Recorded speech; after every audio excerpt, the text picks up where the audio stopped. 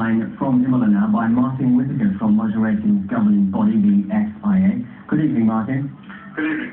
Now, Martin, after the death of Roman Ratzenberger yesterday, is this just a terrible coincidence, or is Ayrton Senna the victim of his own foresight?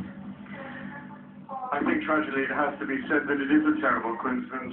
Formula One racing has gone 12 years, 186 races without a fatality. Ayrton Senna, though, has said that the cars are going so fast they needed more safety, and the electronics that they had were helping them.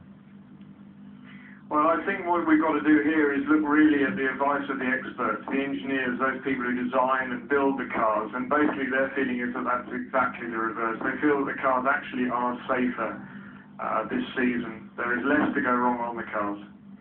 Ayrton Senna was a bit of an expert himself, though, wasn't he?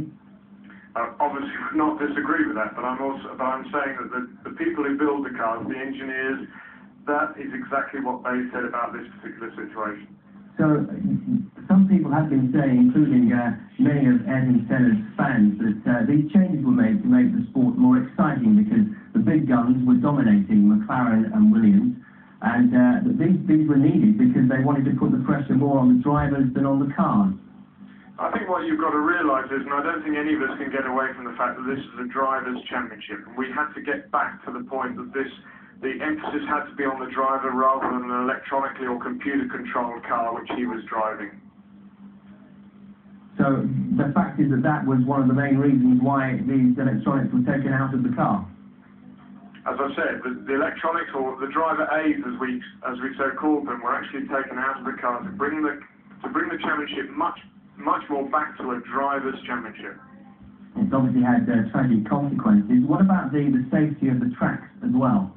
Well, every track on the World Championship calendar obviously is inspected, and the standard of the tracks that we race on, the 16 tracks that we race on, are to the highest standards.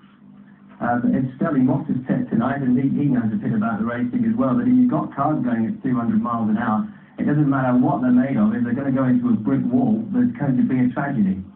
Well, at the end of the day, it's written on the back of a pass. Motorsport is dangerous. We all know that. Everybody knows that. The competitors know that, and the people who organise the racing know that. It's part of the sport.